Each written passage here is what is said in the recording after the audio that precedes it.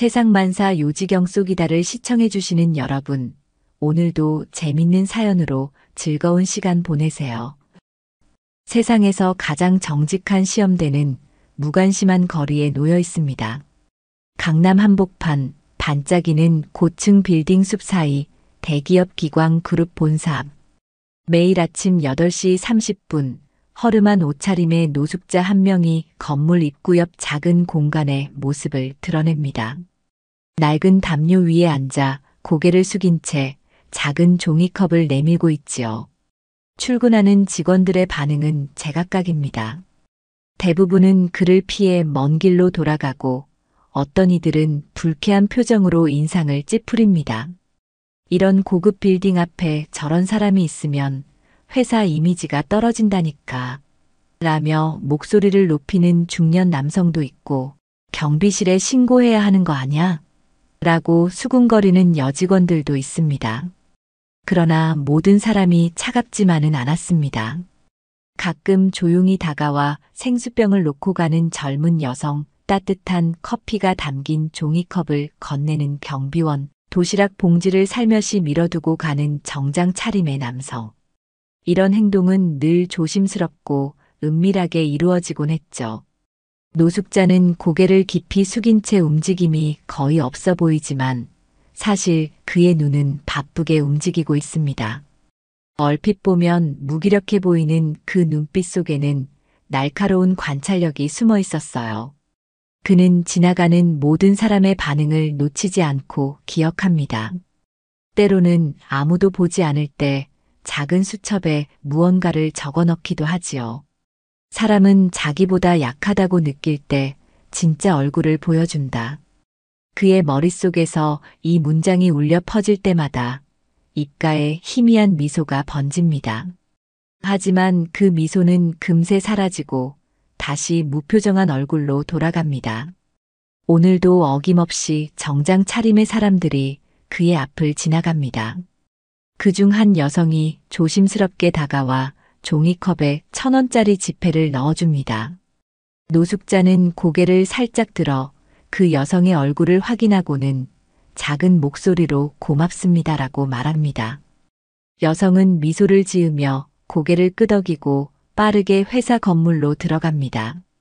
이 순간 화면이 흐려지며 일주일 전으로 거슬러 올라갑니다. 기광그룹 본사 최상층. 넓은 창문 너머로 서울의 화려한 스카이라인이 펼쳐져 있습니다. 강도식 회장은 창가에 서서 도시를 내려다보고 있습니다. 68살의 나이에도 불구하고 그의 등은 꼿꼿하고 눈빛은 여전히 날카롭습니다. 오랜 세월 기업을 일군 자부심과 피로가 공존하는 얼굴이지요. 비서가 노크 소리와 함께 들어옵니다. 회장님, 진우 이사님께서 도착하셨습니다. 들어오라고 해. 도식의 목소리는 낮고 힘이 있습니다. 강진우 35살의 젊은 남성이 문을 열고 들어옵니다. 아버지를 닮은 날카로운 눈매지만 표정은 더 부드럽고 현대적입니다. 아버지, 부르셨습니까? 도식은 아들을 바라보며 잠시 말이 없습니다. 그의 머릿속에는 수많은 생각이 교차하고 있었어요. 내가 평생 일궈온 이 회사를 과연 이 아이에게 맡겨도 될까? 그는 사람을 볼 줄 아는가? 약삭빠른 자들에게 속지는 않을까? 앉게. 도식이 소파를 가리킵니다. 둘은 마주 앉습니다. 다음 달이면 내가 회장직에서 물러나네. 그동안 준비해온 대로 자네가 내 뒤를 이어 경영을 맡게 될 테고. 진우는 고개를 숙입니다. 아버지께서 쌓아오신 업적에 누가 되지 않도록 최선을 다하겠습니다. 하지만 도식의 표정이 복잡해집니다. 자네가 아직 준비가 덜 된 것 같아 걱정이네. 진우의 눈썹이 움찔합니다. 무슨 말씀이신지. 사람을 보는 눈이야. 도식이 단호하게 말합니다. 기업은 결국 사람이 만들고 사람이 무너뜨리지. 누가 진짜 사람인지, 누가 기회만 엿보는 간신인지 구분할 수 있어야 해. 진우는 불편한 표정으로 자리에서 일어섭니다. 아버지, 저도 이제 20년 가까이 경영 수업을 받아왔습니다. 사람을 보는 눈이 없다고 생각하시는 건가요? 도식은 서류 한 장을 들어 보입니다. 이번에 자네가 추천한 마케팅 이사 후보 기획안을 표절했더군. 다행히 발령 전에 발각됐지만 진우의 얼굴이 굳어집니다. 도식은 한숨을 내쉽니다. 내가 자네 나이 때는 벌써 2번의 회사 위기를 겪으며 누가 진짜 충신이고 누가 간신인지 뼈저리게 배웠다네. 자네는 그런 경험이 없지. 평탄한 길만 걸어왔으니 그럼 어떻게 하길 원하십니까? 진우의 목소리에 약간의 날이 서 있습니다. 도식은 창밖을 바라보며 잠시 생각에 잠깁니다. 그리고 천천히 입을 엽니다. 내가 직접 가려내겠네. 진짜 사람을. 진우는 의아한 표정으로 아버지를 바라봅니다. 도식의 눈에는 오랜만에 보는 결기가 담겨 있었습니다. 그것은 오래전 아무것도 없는 상태에서 회사를 일구어냈던 젊은 시절의 빛나는 눈빛이었지요. 새벽 5시 강남의 고급 펜트하우스. 강도식은 평소와 다른 준비를 하고 있습니다. 호화로운 침실의 옷장 한쪽에서 오래된 겨울 잠바와 낡은 청바지를 꺼냅니다. 개인 미용실에서 가져온 특수 분장용 화장품으로 얼굴에 주름을 더하고 며칠간 기른 수염으로 자신의 정체를 가립니다. 평소 호텔 주방장이 준비해주는 아침. 식사 대신 도식은 찬 김밥 하나를 들고 경호원의 눈을 피해 자택을 빠져나갑니다. 그의 눈에는 긴장감과 함께 오랜만에 보는 결기가 서려 있습니다. 회사 앞에 도착한 도식은 건물 입구에서 조금 떨어진 곳에 자리를 잡습니다. 잠시 주위를 살핀 후 낡은 담요를 펴고 그 위에 앉습니다. 작은 종이컵을 꺼내 앞에 놓고 고개를 숙인 채 기다리기 시작합니다. 출근 시간이 되자 회사 직원들이 하나둘 모여들기 시작합니다. 도식은 고개를 숙인 채로도 모든 상황을 날카롭게 관찰합니다. 대부분의 직원들은 그를 보지 않는 척하며 지나갑니다. 몇몇은 불편한 표정으로 멀리 돌아가기도 합니다. 저 사람 또 왔네. 정말 짜증나. 마케팅팀의 김 과장이 동료에게 작은 목소리로 말합니다. 회사 이미지에 안 좋을 텐데 경비실에 얘기해야 하는 거 아냐? 인사팀의 박 대리가 대답합니다. 도식은 그들의 대화를 모두 듣고 있습니다. 종이컵에는 동전 몇 개만 덩그러니 놓여 있을 뿐입니다. 오전 9시쯤 한 젊은 여성이 회사 건물에서 나와 도식에게 다가옵니다. 비서실 인턴 명찰을 단 조에나입니다. 24의 나이에 단정한 정장 차림, 부드러운 눈매를 가진 여성입니다. 안녕하세요. 해나가 살짝 허리를 숙이며 인사합니다. 아침은 드셨나요? 제가 회의에서 남은 샌드위치를 가져왔어요. 도식은 고개를 들어 해나를 바라봅니다. 그의 눈에는 의문과 감사함이 함께 담겨 있습니다. 고맙습니다. 해나는 미소를 지으며 비닐에 쌓인 샌드위치와 작은 생수병을 내려놓습니다. 날씨가 쌀쌀하네요. 몸 조심하세요. 그리고 빠르게 회사 건물로 돌아갑니다. 도식은 조용히 해나의 이름을 기억합니다. 그리고 작은 수첩에 무언가를 적어 넣습니다. 정오가 되자 또 다른 젊은이가 다가옵니다. 회계팀 인턴 명찰을 단 박동균입니다. 27, 날카로운 눈매와 조용한 분위기의 남성입니다. 그는 말없이 도식 앞에 도시락 하나를 놓습니다. 먹고 싶은 게 있으면 말씀해 주세요. 내일 가져오겠습니다. 동균은 짧게 인사를 건넵니다. 도식은 잠시 동균을 바라봅니다. 왜 그러시는 건가요? 동균은 어깨를 으쓱합니다. 특별한 이유는 없습니다. 그냥 어머니가 항상 말씀하셨어요. 내가 가진 것의 일부는 늘 다른 이들과 나누라고. 도식의 눈빛이 흔들립니다. 그는 고개를 숙이며 감사합니다라고 말합니다. 동규는 고개를 끄덕이고 회사로 돌아갑니다. 이렇게 며칠이 지납니다. 도식은 매일 같은 자리에 앉아 직원들의 반응을 관찰합니다. 대부분의 사람들은 그를 귀찮게 여기거나 무시합니다. 그런 가운데 해나와 동규는 매일 작은 친절을 베풉니다.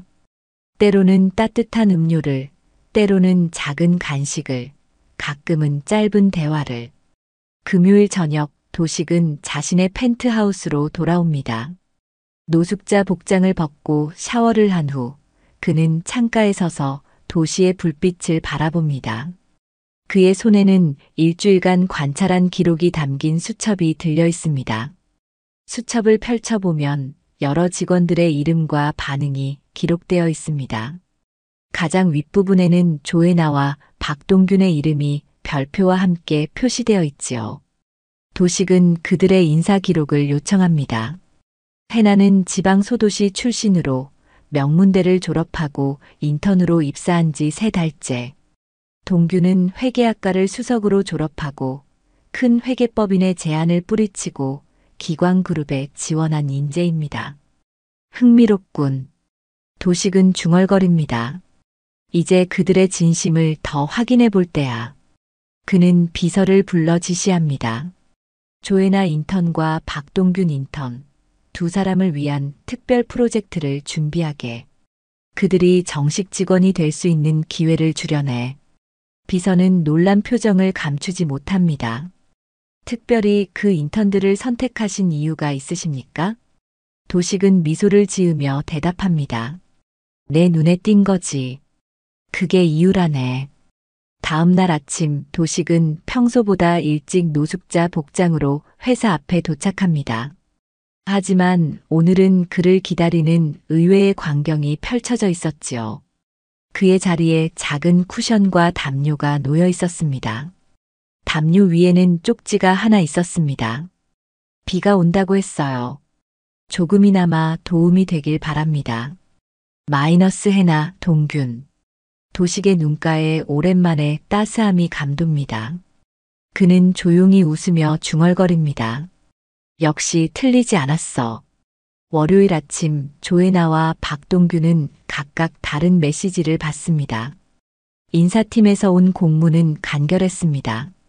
특별 프로젝트 발탁 마이너스 조혜나 인턴은 즉시 회장 비서실로, 박동균 인턴은 회계감사팀으로 보고할 것. 해나는 놀라움을 감추지 못합니다. 회장 비서실은 기광그룹의 심장부와 같은 곳.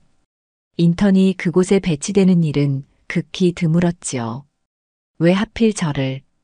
동균 역시 비슷한 생각이었습니다. 회계감사팀은 기업의 비밀을 다루는 부서라 베테랑들의 영역이었으니까요. 그는 서류를 몇 번이고 확인했지만 실수는 없었습니다. 그날 오전 해나는 회장 비서실에 첫 출근을 합니다. 비서실장인 윤미영 부장이 그녀를 맞이합니다. 회장님의 특별 지시로 발탁됐다고 들었어요. 대단한 기회네요. 하지만 윤 부장의 표정이 약간 굳어집니다. 회장님은 매우 엄격하시니 실수하지 않도록 조심하세요. 해나는 긴장한 표정으로 고개를 끄덕입니다. 최선을 다하겠습니다. 첫 임무는 생각보다 단순했습니다. 다음 주 임원회의 자료를 정리하고 회장 일정표를 업데이트하는 일이었지요. 해나는 꼼꼼하게 업무를 처리하며 빠르게 적응해 갑니다. 그러나 그녀가 모르는 사이 그녀를 지켜보는 눈이 있었습니다. 어떤가 그 인턴은? 도식이 윤 부장에게 물었습니다. 예상보다 빠르게 적응하고 있습니다. 꼼꼼하고 성실합니다. 하지만 윤 부장이 망설입니다. 말해보게. 아직 시험해보지 않았으니 확실히 알 수 없습니다. 인간성을 보려면 좀 더 지켜봐야. 도식은 고개를 끄덕입니다. 그렇다면 시험해보지. 그녀의 진짜 모습을 보고 싶네. 다음 날 해나에게 예상치 못한 임무가 주어집니다. 갑작스럽게 일본 지사에서 중요한 방문객이 온다는 소식이 전해졌고 해나는 단 2시간 안에 회의 자료와 영접 준비를 완료해야 했습니다. 그녀가 바쁘게 자료를 준비하는 동안 마케팅팀 이사의 비서가 찾아옵니다. 조 인턴, 이 자료들 좀 정리해 주겠어? 마케팅 이사님이 급하게 찾으시는데 나 지금 다른 일이 있어서. 산더미 같은 서류 뭉치가 해나의 책상에 놓입니다. 그녀는 난감한 표정을 지었지만 거절하지 못했습니다. 언제까지 필요하신데요? 1시간 후 비서는 미안한 듯 웃으며 돌아섭니다. 해나는 깊은 한숨을 내쉽니다. 자신의 업무도 촉박한데 갑자기 다른 부서 일까지 떠맡게 되었으니까요. 하지만 그녀는 오랫동안 고민하지 않았습니다. 먼저 현재 자신의 급한 업무를 정리한 후 남은 시간에 마케팅팀 서류를 최대한 처리하기로 했습니다. 1시간 후 마케팅팀 비서가 돌아왔습니다. 다 됐어? 해나는 솔직하게 말합니다. 죄송해요. 제 업무가 너무 급해서 아직 절반밖에 못했어요. 하지만 가장 중요해 보이는 것들은 먼저 정리했습니다. 비서는 약간 실망한 표정을 지었지만 이해한다는 듯 고개를 끄덕입니다. 괜찮아, 이해해. 그래도 이렇게라도 해줘서 고마워. 이 모든 상황은 윤 부장의 조용한 지시 하에 이루어진 테스트였습니다. 그녀는 해나의 반응을 자세히 관찰하고 있었지요. 그리고 그날 저녁 도식에게 보고합니다. 그녀는 자신의 업무를 우선시했지만 다른 사람의 일도 최대한 도우려 했습니다. 무엇보다 솔직했고요. 도식은 만족스러운 표정으로 고개를 끄덕입니다. 계속 지켜보게. 한편 박동규는 회계감사팀에서 색다른 경험을 하고 있었습니다. 그의 첫 임무는 지난 분기 재무제표를 검토하는 것이었습니다. 단순해 보이는 일이었지만 동규는 금세 작은 불일치들을 발견하기 시작했습니다. 이 항목들이 좀 이상합니다. 동균이 상사인 김 팀장에게 말합니다.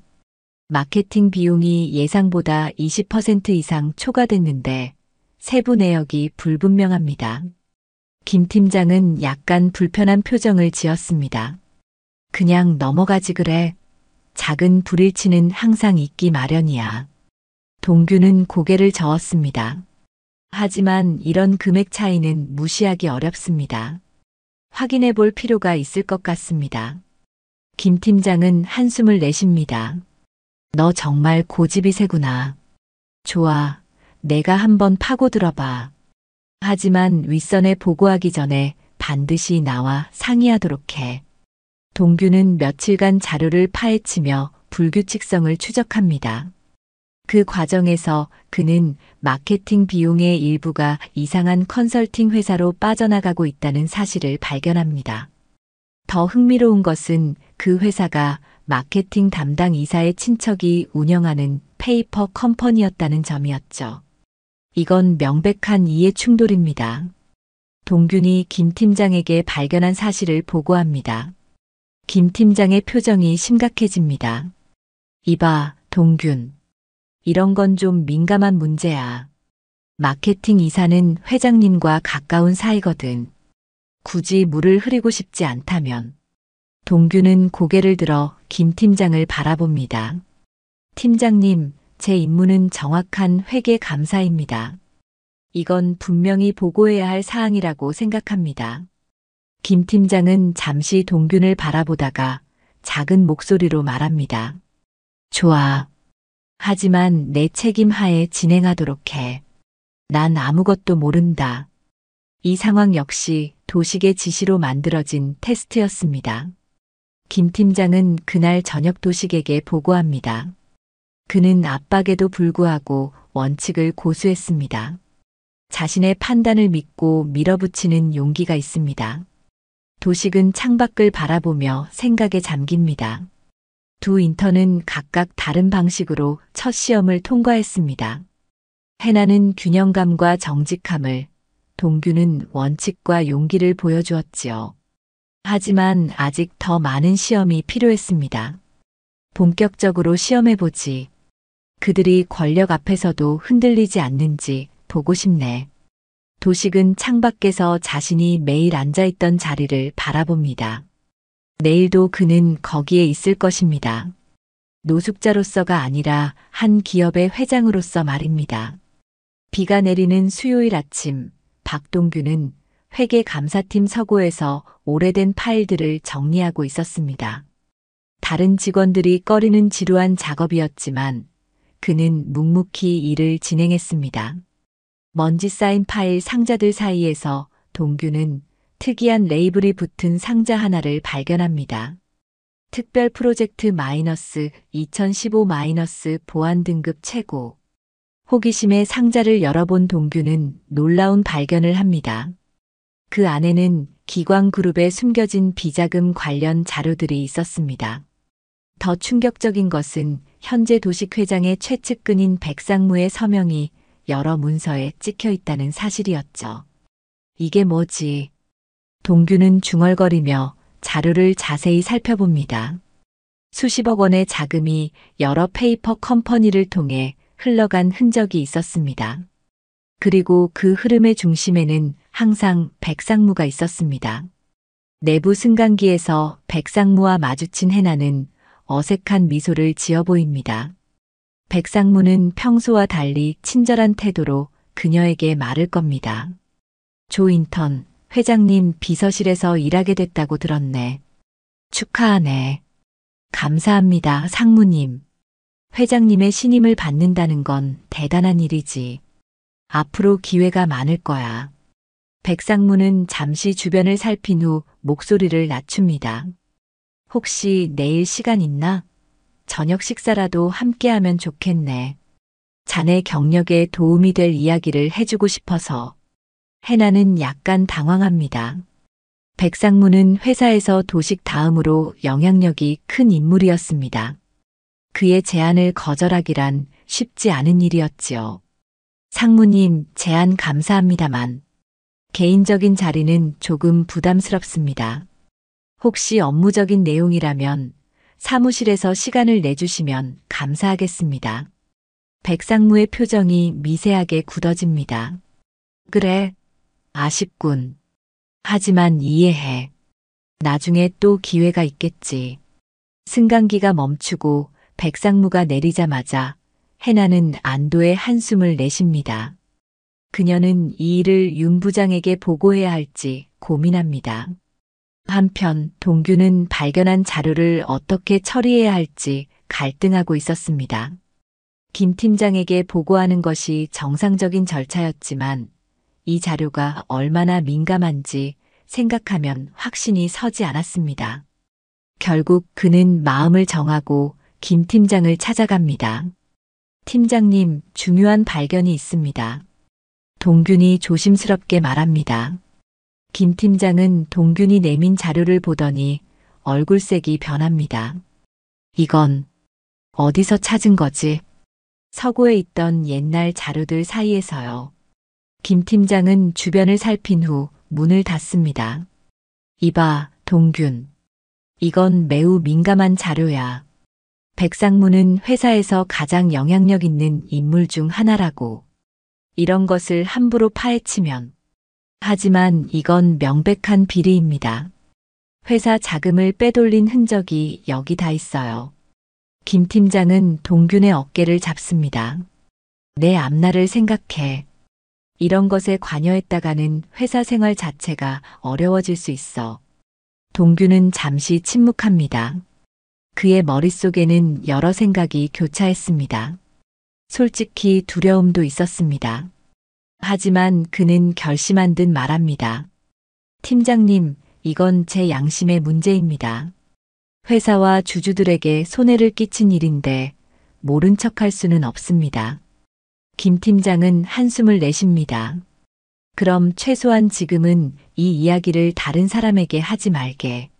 내가 어떻게 해야 할지 생각해 볼 테니. 동균이 떠난 후 김 팀장은 비밀번호가 걸린 전화로 누군가에게 연락합니다. 네, 회장님. 그가 자료를 발견했습니다. 예상대로 원칙을 지키려 합니다. 네, 알겠습니다. 비서실에서는 해나가 윤 부장에게 백상무와의 대화를 보고합니다.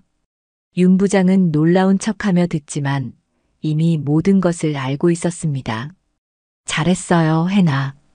백상무님은 영향력이 큰 분이라 거절하기 쉽지 않았을 텐데. 윤 부장이 말합니다. 제가 너무 무례했을까요? 회사 생활에 문제가 생길까 걱정됩니다. 윤 부장은 미소를 지으며 고개를 젓습니다. 전혀요. 오히려 현명한 판단이었어요. 회사에서는 항상 선을 지키는 게 중요하죠. 그날 저녁 도식은 자신의 사무실에서 두 인턴에 대한 보고를 받습니다.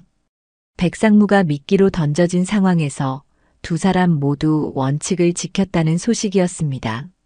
흥미롭군. 도식이 중얼거립니다. 하지만 아직 본격적인 시험은 시작되지 않았어. 백상무가 직접 움직일 테니까. 그의 예상대로 다음 날 아침 일찍 백상무가 도식의 사무실을 찾아옵니다. 회장님, 잠시 시간 좀 내주시겠습니까? 무슨 일인가, 백상무? 도식이 차분하게 묻습니다. 최근에 들어온 인턴들 때문에 약간의 문제가 있습니다. 특히 회계팀의 박동균이란 인턴이 과거 자료를 뒤지며 불필요한 의혹을 제기하고 있습니다. 도식은 아무런 감정도 드러내지 않고 묻습니다. 어떤 의혹인가? 백상무는 잠시 망설이다가 대답합니다. 별것 아닙니다. 그저 오래된 회계 처리 방식에 대한 의문을 제기하는 정도죠. 하지만 그런 식으로 계속 과거를 파헤치면 회사 분위기에 좋지 않을 것 같습니다. 그렇다면 자네가 직접 설명해주면 되지 않을까? 도식이 차분하게 말합니다. 물론입니다만 저는 그 인턴을 해고시키는 것이 깔끔하다고 생각합니다. 비서실의 조혜나도 마찬가지고요. 그녀는 지나치게 독립적이라 관리하기 어렵습니다.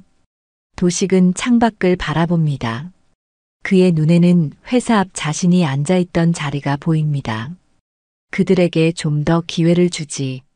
자네도 알다시피 내가 항상 말해왔듯 사람은 쉽게 판단할 수 없는 법이니까. 백상무는 더 이상 말을 이어가지 못하고 사무실을 나갑니다. 그의 표정에는 불만과 불안이 교차하고 있었습니다. 도식은 비서를 불러 지시합니다. 이제 마지막 시험을 준비하게. 정말 그들이 진심으로 회사와 사람을 위하는지 확인할 때가 왔어. 토요일 아침 해나는 출근길에 회사 앞 노숙자를 찾았지만 그의 모습은 보이지 않았습니다. 비가 와서 다른 곳으로 피신했나 싶었지만 이틀 사흘이 지나도 그는 돌아오지 않았습니다. 해나는 불안한 마음에 경비원에게 물어봤습니다. 혹시 저 앞에 계시던 노숙자분 보셨어요? 경비원은 고개를 젓습니다. 아니요, 며칠째 안 보이네요. 걱정되세요? 네. 갑자기 사라지셔서요. 혹시 몸이 안 좋아지신 건 아닌지. 월요일 아침 해나는 회의 자료를 정리하던 중 갑작스러운 호출을 받습니다. 조 인턴, 지금 바로 회장실로 오세요. 윤 부장의 목소리는 평소보다 긴장되어 있었습니다. 해나는 불안한 마음으로 회장실로 향합니다. 무슨 일이지? 내가 실수라도 한 걸까? 회장실 문을 두드리고 들어서는 순간 해나는 그 자리에 얼어붙었습니다. 강도식 회장의 책상 앞에 서 있는 사람은 바로 그 노숙자였습니다. 하지만 이제 그는 더 이상 허름한 차림이 아니었습니다. 깔끔한 정장을 입고 면도를 한 얼굴로 당당한 자세로 서 있었지요. 앉게, 해나 양. 도식의 목소리는 따뜻했습니다. 해나는 혼란스러운 표정으로 자리에 앉습니다. 이게 어떻게 된 일이죠? 도식은 미소를 지었습니다. 놀랐겠지. 나는 강도식이네. 그리고 자네가 매일 아침 음식과 물을 건네준 그 노숙자이기도 하지. 해나의 눈이 커졌습니다. 도식은 이야기를 이어갔습니다. 자네와 동균 군을 테스트하고 있었네. 진짜 사람을 찾고 싶었거든. 나에게 잘하는 사람은 많았어. 하지만 나를 사람으로 본 사람은 너희가 처음이더군. 해나는 여전히 충격에서 벗어나지 못한 채 물었습니다. 왜, 왜 그런 테스트를 하신 거죠? 도식은 창밖을 바라봅니다. 곧 은퇴를 앞두고 있네. 내 아들 진우가 회사를 이어받게 될 테지. 하지만 그에게는 아직 부족한 것이 있어. 바로 사람을 보는 눈이지. 그래서 직접 테스트를 하신 겁니까? 도식은 고개를 끄덕입니다. 맞아. 자네와 동균 군은 그 테스트를 훌륭하게 통과했어.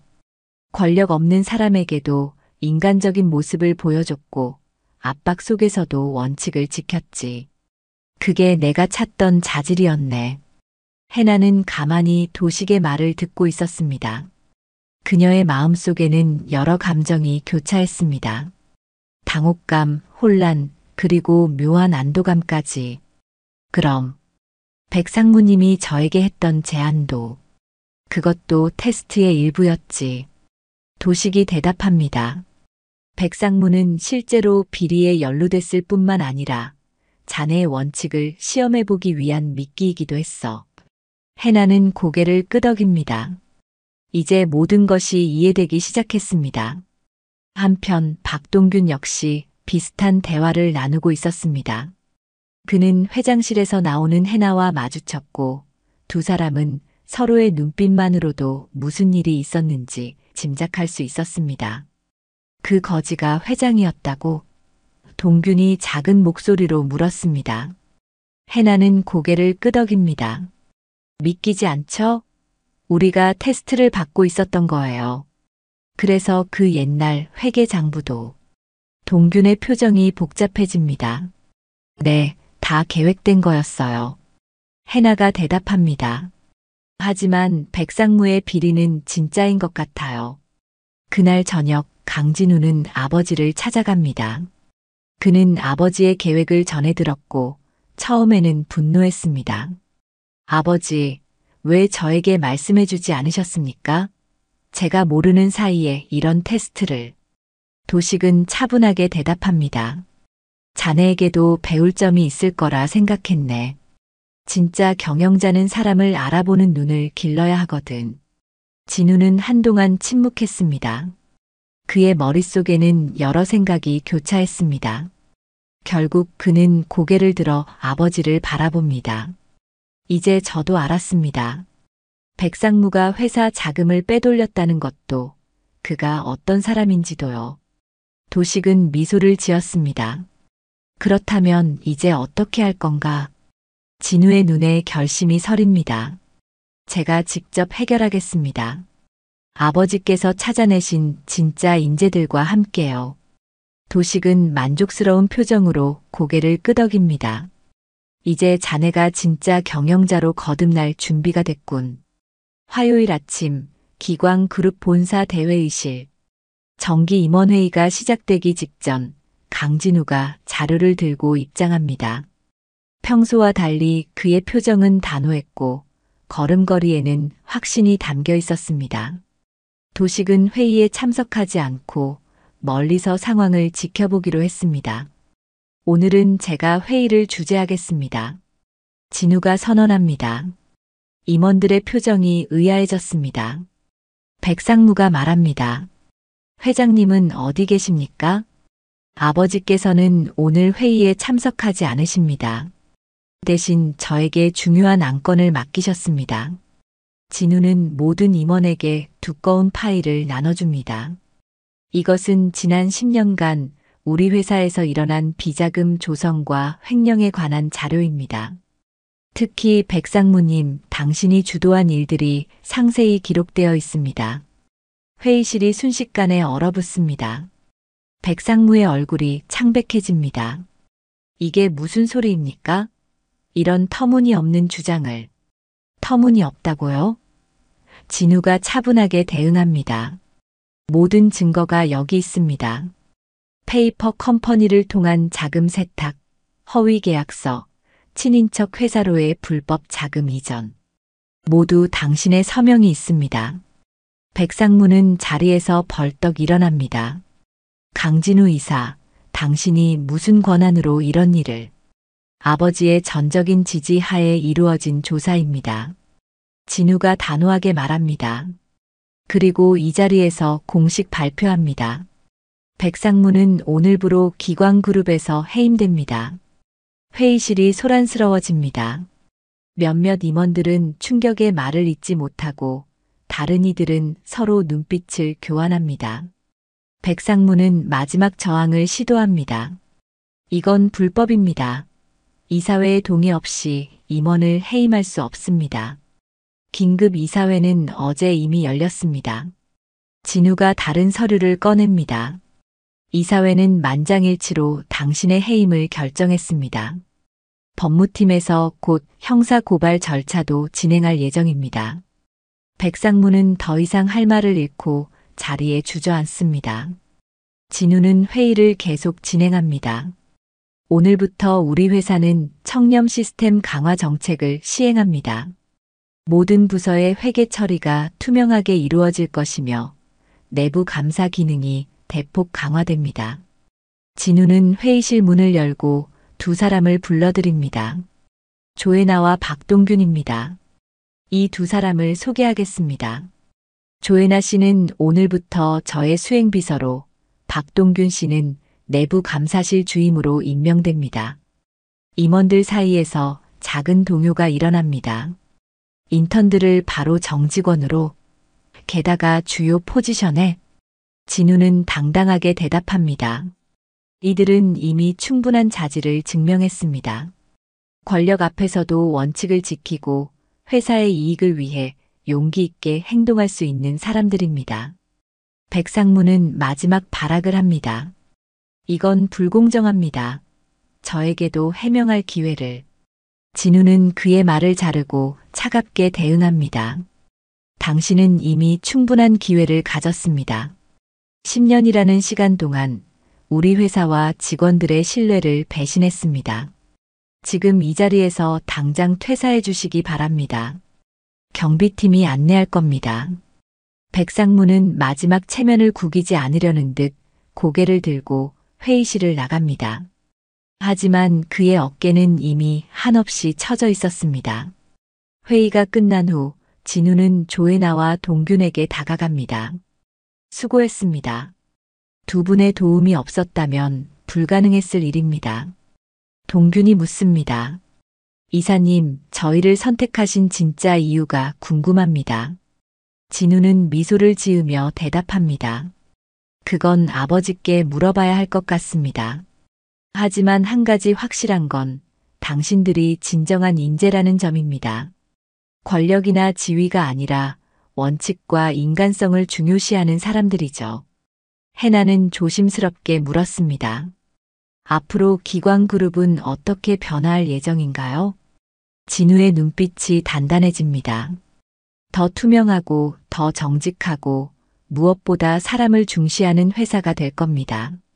그게 아버지의 바람이자 제 결심입니다. 그날 저녁 도식은 자신의 사무실에서 모든 상황을 보고받습니다. 그는 만족스러운 표정으로 창밖을 바라봅니다. 그리고 조용히 서랍에서 봉투 하나를 꺼냅니다. 그 안에는 그의 사표가 들어 있었습니다. 이제 정말 떠날 시간이군. 도식은 중얼거립니다. 그의 눈에는 평화로움이 깃들어 있었습니다. 목요일 아침 기광그룹 본사 전체에 충격적인 소식이 전해집니다. 강도식 회장이 갑작스럽게 사임했다는 소식이었습니다. 공식 발표에 따르면 그는 건강상의 이유로 모든 경영 활동에서 물러나기로 했다고 합니다. 회사 임직원들 사이에서는 여러 소문이 돌기 시작했습니다. 일부는 그의 건강이 급격히 악화됐다고 하고 다른 이들은 백상무의 비리 사건과 관련이 있는 것이 아니냐는 추측을 내놓기도 했습니다. 하지만 실제로 도식은 매우 차분한 상태였습니다. 그는 이미 오래전부터 은퇴를 계획해왔고 이제야 마음의 준비가 된 것뿐이었습니다. 모든 짐을 정리한 그는 회사 구석구석을 마지막으로 둘러봅니다. 마지막으로 그가 찾은 곳은 기광그룹의 시작점이었던 구간 지하 사무실이었습니다. 지금은 거의 사용하지 않는 공간이지만 도식에게는 특별한 의미가 있는 곳이었습니다. 40년 전 그는 이 작은 방에서 단 2명의 직원과 함께 회사를 시작했습니다. 낡은 책상 앞에 서서 도식은 먼지 쌓인 서랍을 열어봅니다. 그 안에는 오래된 노트 한 권이 들어 있었습니다. 그가 회사를 처음 시작할 때 작성했던 경영 철학이 담긴 노트였지요. 첫 페이지를 펼치자 그의 젊은 시절 힘찬 필체로 쓰인 문장이 눈에 들어옵니다.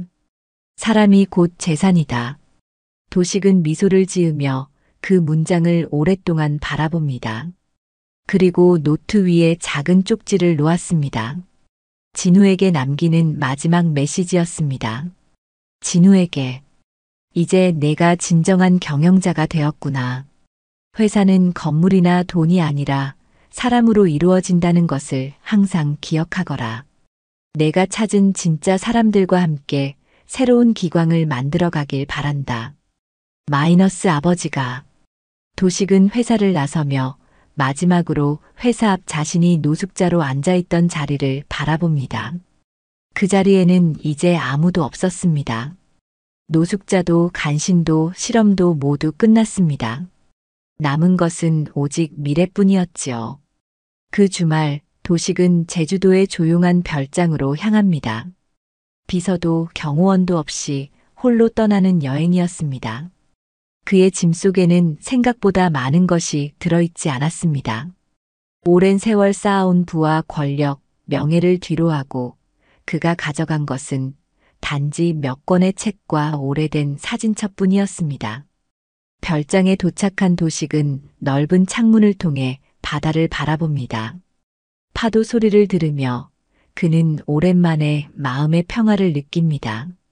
전화기를 꺼내 배터리를 뺀 후 그는 깊은 한숨을 내쉽니다. 이제 진짜 내 시간이 시작되는군.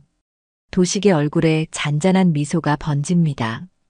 그것은 부담감에서 해방된 사람의 미소였습니다. 서울에서는 강진우가 아버지의 메시지를 발견하고 깊은 생각에 잠겨 있었습니다. 그의 손에는 도식이 남긴 오래된 노트가 들려 있었습니다. 사람이 곧 재산이다. 그 문장을 바라보며 진우는 아버지가 자신에게 남긴 진정한 유산이 무엇인지 깨닫기 시작했습니다. 봄이 오고 기광그룹에는 새로운 바람이 불기 시작했습니다. 강진우의 주도 하에 회사는 빠르게 변화하고 있었습니다. 사람 중심 경영이라는 새로운 철학이 도입되었고 투명성과 청렴성을 강조하는 정책들이 연이어 시행되었습니다. 조혜나는 이제 진우의 수행비서를 넘어 그의 오른팔로 성장했습니다. 그녀는 해외 IR 투자자, 관계 업무를 담당하며 기광그룹의 새로운 이미지를 세계에 알리는 역할을 맡았습니다. 그녀의 섬세한 감성과 강단 있는 업무 처리는 투자자들에게 깊은 인상을 남겼습니다. 해나 씨, 다음 주 뉴욕 출장 준비는 잘 되고 있나요? 진우가 묻습니다. 해나는 미소를 지으며 고개를 끄덕입니다. 네, 모든 준비가 완료됐습니다. 특히 ESG 정책에 관심이 많은 투자자들을 위한 자료도 추가로 준비했습니다. 역시 해나 씨군요. 항상 한 발 앞서 생각하네요. 진우가 웃으며 말합니다. 한편 박동규는 내부 감사실의 핵심 인물로 성장했습니다. 그는 회사 전체의 회계 시스템을 재정비하고 투명한 감사 체계를 구축하는 데 앞장섰습니다. 그의 원칙주의와 정확성은 기광그룹이 업계에서 가장 투명한 기업으로 평가받는데 크게 기여했습니다. 동균 씨, 새로운 내부 통제 시스템이 정말 효과적입니다. 재무이사가 말합니다. 덕분에 우리 회계팀의 업무 효율성도 높아졌어요. 동규는 겸손하게 고개를 숙입니다. 아직 개선할 점이 많습니다. 완벽한 시스템을 위해 계속 노력하겠습니다. 어느 날 아침 진우는 임원들을 모아 중요한 발표를 합니다. 오늘부터 우리 회사는 플랫 리더십 체제를 도입합니다. 지나친 수직적 구조를 없애고 모든 직원이 자유롭게 의견을 낼 수 있는 환경을 만들 것입니다. 임원들 사이에서 작은 술렁임이 일어납니다. 일부는 불안한 표정을 짓기도 합니다. 진우는 계속해서 말합니다. 제가 추구하는 것은 사람 위에 있지 않고 사람 사이에 있는 경영입니다. 권위적인 리더십으로는 더 이상 빠르게 변화하는 시대를 따라갈 수 없습니다. 우리 모두가 한 방향을 바라보며 함께 나아가는 것, 그것이 진정한 리더십이라고 생각합니다. 회의가 끝난 후 해나는 진우에게 다가갑니다. 이사님, 혹시 회장님께 연락해 보셨나요? 진우는 고개를 젓습니다. 아버지는 모든 연락을 끊으셨어. 제주도 별장에 계신다는 것만 알 뿐이야. 아마 그게 아버지의 바람일 거야. 해나는 잠시 생각에 잠겼다가 말합니다. 회장님이 남기신 말씀이 있을까요? 저희에게 하고 싶으셨던 말이요. 진우는 미소를 지으며 서랍에서 오래된 노트를 꺼냅니다. 사람이 곧 재산이다. 아버지의 첫 경영 철학이었어. 그리고 지금도 변함없는 진리지. 그날 저녁 해나와 동규는 회사 근처 작은 카페에서 만납니다. 둘은 이제 회사의 중요한 인물이 되었지만 여전히 그들의 우정은 변함없었습니다. 가끔 그분이 생각나. 해나가 말합니다. 우리가 몰랐을 때, 그저 노숙자라고 생각했을 때. 동규는 고개를 끄덕입니다. 나도 그래. 그런데 지금 생각해보면 그때 도식 회장님을 대하던 우리의 모습이 지금의 우리를 만든 것 같아. 어떤 의미에서? 우리가 그분을 노숙자라고 생각하면서도 인간적으로 대했기 때문에 지금 이 자리에 있잖아. 결국 사람을 어떻게 대하느냐가 중요한 거지. 해나는 미소를 지으며 창밖을 바라봅니다. 그곳에는 예전에 도식이 앉아있던 자리가 보였습니다. 지금은 아무도 없는 빈 공간이지만 그곳에서 시작된 변화는 여전히 계속되고 있었습니다. 제주도의 별장에서 도식은 석양을 바라보며 조용히 미소 짓고 있었습니다. 그의 손에는 신문 한 장이 들려 있었습니다. 그곳에는 기광그룹의 새로운 경영 체제와 혁신적인 변화에 대한 기사가 실려 있었습니다. 특히 젊은 CEO 강진우의 사람 중심 경영이 큰 주목을 받고 있다는 내용이었지요. 잘하고 있군. 도식은 중얼거립니다. 그의 눈에는 자부심과 평화로움이 깃들어 있었습니다. 서울에서는 진우가 사무실 창가에 서서 도시의 밤을 바라봅니다. 그의 책상 위에는 아버지의 오래된 노트가 놓여 있었습니다. 그는 마음속으로 다짐합니다. 사람을 보는 눈이 있으면 회사를 지킬 수 있다. 그리고 그 말은 이제 기광그룹의 새로운 미래를 향한 나침반이 되었습니다.